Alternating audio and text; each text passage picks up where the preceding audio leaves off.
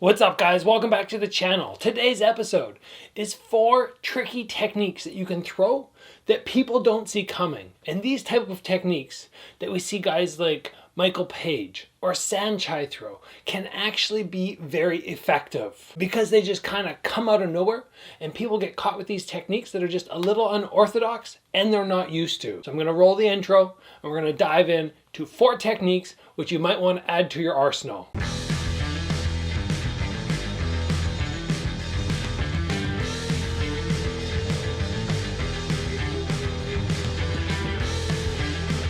First, a bit of a disclaimer about techniques that are tricky.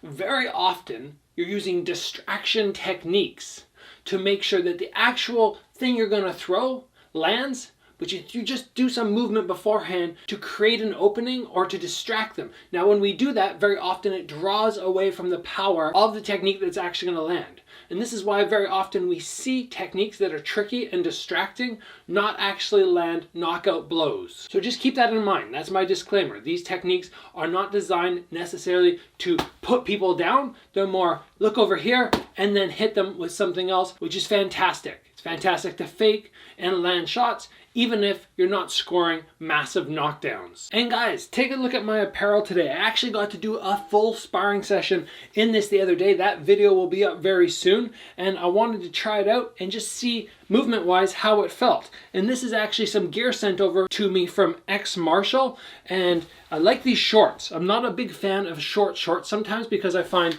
my movement, my head kick gets restricted, but I did a full sparring session in them and they felt awesome. The Rash guard was awesome as well, just because I didn't have to worry about toenails when you're sparring, nicking the stomach and leaving little cuts. Just some awesome gear which this company provides. And I have a discount code for you guys below and a link for you to check out. You can head over to their website, check out all the gear they have. If you find something you like, give it a shot. I've started adding it to my training, testing out all the gear, and I have nothing but good things to say about it so far. And I gotta say, I really like these shorts. Like, these are shorts that I would actually fight in. I'm actually kind of disappointed that I can't fight in these because now that I'm with Karate Combat, I'm going to be using sort of their uniform gear, but I would 100% compete in these exact shorts if I was allowed to. Let's move on and talk about tricky technique number 1. And what we're talking about here is what I call a lazy jab. Now, very often when we throw techniques, we come right from here, straight out, straight back. When this hand is up here, people are ultra aware of the jab because it's usually what starts off a combination. But what I've seen land so many times for so many fighters across all the disciplines, we're talking boxing, kickboxing, MMA, and what I've landed myself many times in sparring is this lazy jab. So instead of having my hand up here where they're worried about it, I just drop it down. You just let this hand hang here. Now, what most people don't realize is that we don't come up to here and then straight out with the lazy jab. We come up this way. And we're coming, actually aiming right under the jaw. I like to actually snap up and you raise the head up, kind of similar to an uppercut in actual impact zone. And because it comes at this angle, it's much more difficult for people to see it coming. And if they block traditionally, like a cross, or they try to close off like this, you can still sneak it up.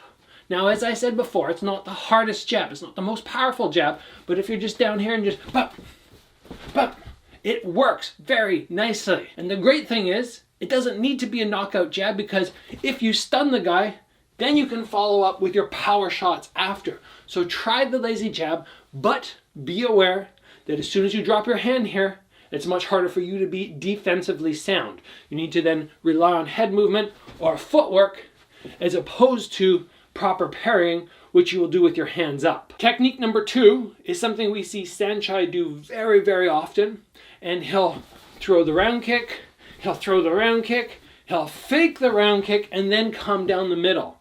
And I call this a snake kick. And the reason is we're coming whoosh, we're being very loose, kind of like when you see a snake moving, its head bobs back and forth, and then boom, it strikes. Well, we come up like this. Now my foot shoots to the other side, and I come straight down the middle. And if I keep my body up nice and high as I fake, then when I lean back, I gain so much more distance. You can either call it a round kick to front kick fake, Or for simplicity, I just teach it as the snake kick, just up and around, and you just get that little touch down to the middle of the stomach. When people see the fake coming, the round kick fake, they either check or they bring both arms across, but either leaves that stomach exposed for the front kick, which is why this technique is so effective in actually landing. But very similar to the jab, it's not going to be the most powerful front kick ever, so it's just more about moving the guy backwards and scoring the technique as opposed to trying to really knock the guy down with the force of that front kick. Next up, I want to talk about the rainbow kick. Now this is a technique that 100% can knock people out, and I land this technique so often.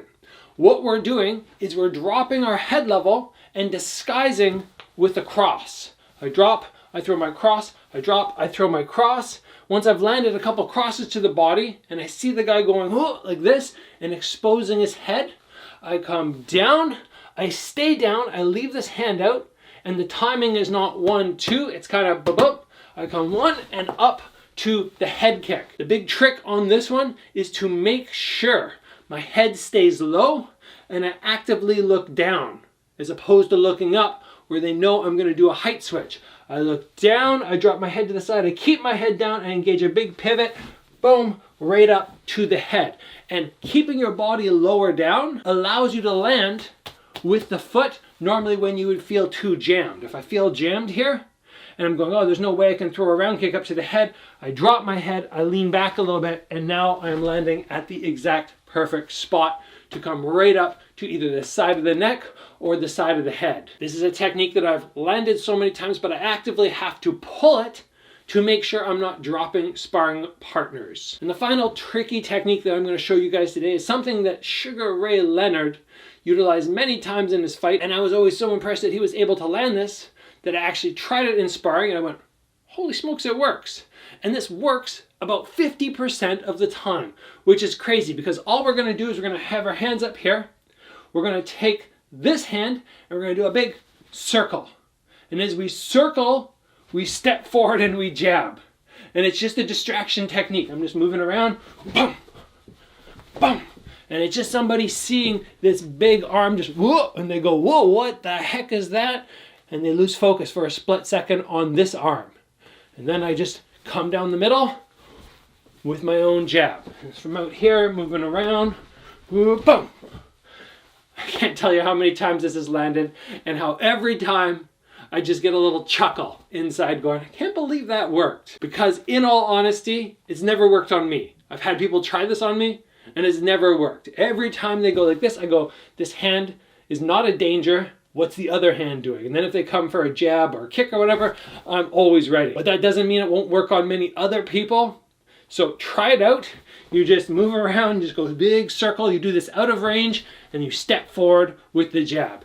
Very simple technique, which actually for some reason works. And that is everything that I'm going to talk about today. Now, very soon, during spring break, I'm going to have one of my students come over and we're going to do some filming together. So I have a training partner to do some more complicated episodes with. I will do partner drilling on more tricky techniques, but they're things that are so tricky that I can't really explain them properly doing a solo episode. So I'm going to have this planned anyway, but if you guys want this video, just let me know you're excited in the comments below or give the video a like. If you haven't already, join the channel, get subscribed. Train hard, guys. I'll see you back here soon for another video.